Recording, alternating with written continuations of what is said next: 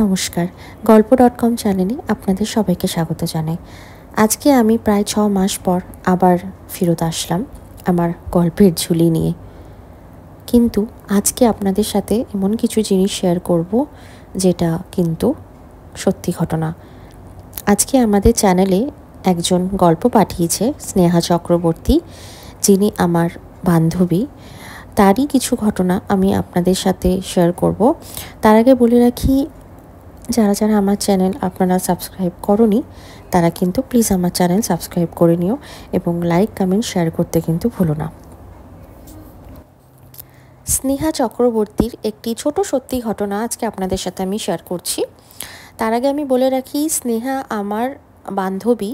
বিগত ক্লাস 6 থেকে আমরা আর কি একসাথে স্কুলে পড়ে এসেছি। তো এই সুযোগে আমাদের বন্ধুত্ব।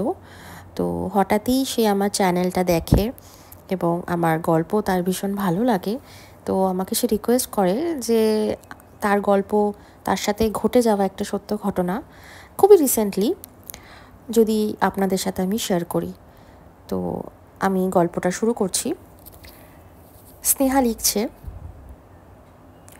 বিগত কয়েক মাস ধরে আমি খুব স্বপ্ন দেখছি।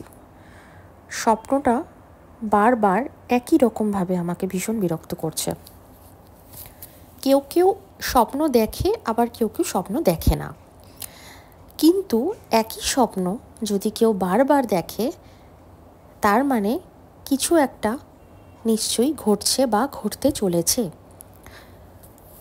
আমি স্নেহার কথা বলছি।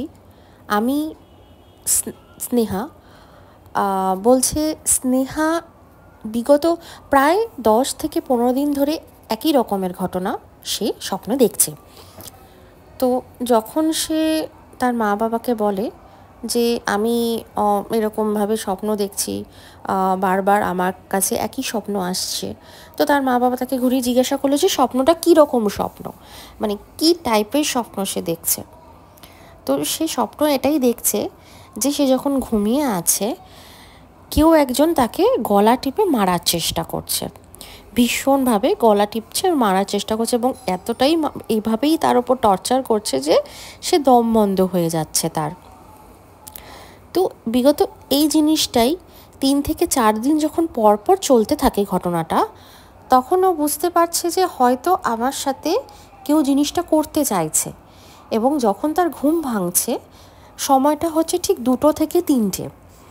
তো তখন ঘুমটা যখন ভাঙছে, তখন ওর মনে হচ্ছে যে ওর দম বন্ধ হয়ে আসছে। তো এরকমভাবে প্রায় 10 দিন 15 দিন চলতে থাকে। তো স্বাভাবিকভাবেই একজন যখন এরকমভাবে প্রত্যেক দিন স্বপ্ন দেখছে, তো তার ভয় পাওয়াটা স্বাভাবিক ব্যাপার। এরপরে যখন সে স্বপ্ন দেখা শুরু করলো, ঠিক 10 দিনের মাথায় আর স্বপ্নটা দেখলো না। আর সেই 10 দিনের মাথায় ওর কেন জানি মনে হচ্ছে যে ওর যে রুমের জানলাটা, ওই জানলার বাইরে কেউ একটা দাঁড়িয়ে আছে। আর এটা যখন দেখছে, ওর ঠিক 3টে থেকে 3:30-এর মধ্যে ঘুম ভাঙছে এবং ঘুমটা ভাঙছে তখনই ও দেখছে যে এই জিনিস ছায়ামূর্তি। তো খুবই ভয় পেয়ে যায়। তারপরে বিগত 3 থেকে 4 দিন যখন ও ভীষণ ভয় পায়, তখন ও রাতে ঘুমোতে পারে না। তো 3 থেকে 4 দিন পর যে জিনিসটা চলতে থাকে অনবরত, তখন সে মা বাবার সাথে থাকতে শুরু করে যে ও আর পারছে না। ও বিগত প্রায় 10 থেকে 15 দিন মতো ঘুমোতে পারছে না রাত্রে। তো বুঝতেই পারছো যে ঘুমাতে না পারলে যতটা অসুবিধা হয় মানুষের, তো এই জিনিসটা ওর সাথে হচ্ছে।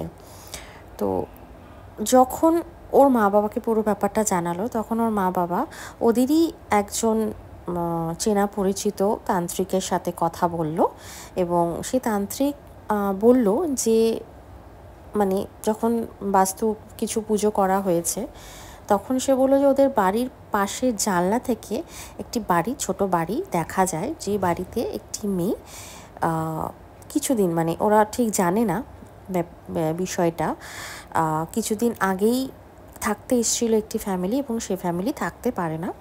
তো জানা যায় যে বিগত 3 থেকে 4 বছর আগে একটি মেয়ে আর কি সুসাইড করে। তো ওরই ছায়ামূর্তি, মানে ওরই আত্মা নাকি কোনোভাবে শান্তি পায়নি বা ওর ঠিকমতো পুজো করা হয়নি মৃত্যুর পরে।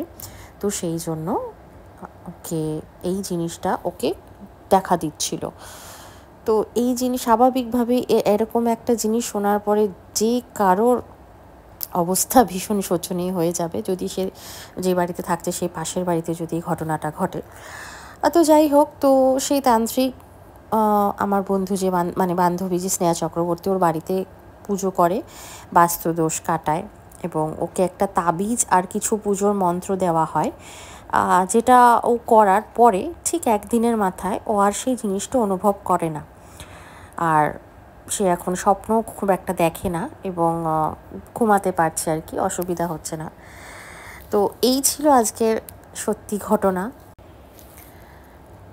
আমি জানি না কতটা ভালোভাবে আপনাদের সাথে কথাটা শেয়ার করতে পারলাম বা তুলে ধরতে পারলাম ঘটনাটা, বাট বিশ্বাস করুন, যখন আমি ওর সাথে কথা বলেছি বা আমি ঘটনাটা পড়েছি, ওর সাথে যখন আমি ব্যাপারটা নিয়ে আলোচনা করেছি, তখন আমি তো ভীষণ ভয় পেয়েছি। কারণ আমাদেরই মধ্যে যারা বসবাস করছে, আবার যারা বসবাস করছে না কিন্তু অনুভব করছে তারা বসবাস করছে, সেই বিষয়টা ভীষণভাবে আমাদেরকে কিন্তু একটা ভয়ের জায়গা সৃষ্টি করে। তো যাই হোক, এই ছিল আজকে আমাদের গল্প। আপনাদের কীরম লাগলো আজকের এই সত্যি ঘটনা, আপনারা প্লিজ আমার কমেন্ট বক্সে জানাবেন। আর যদি ভালো লাগে তাহলে প্লিজ লাইক, কমেন্ট, সাবস্ক্রাইব করে দেবেন।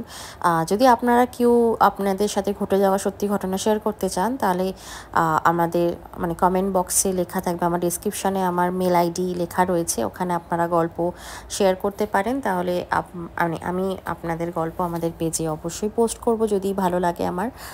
আর দেখা হচ্ছে খুব তাড়াতাড়ি, যদি আমাদের কাছে কোনো রকম ভালো গল্প আসে বা যদি কেউ কোনো দিনও আমাদের সাথে ভালো গল্প শেয়ার করে, এবং খুব তাড়াতাড়ি আমিও কিছু ভালো গল্প নিয়ে আপনাদের সামনে তুলে ধরার চেষ্টা করব। তো আজকের মতো আমরা আসি। ভালো থাকবেন আপনারা সবাই, খুব তাড়াতাড়ি দেখা হচ্ছে।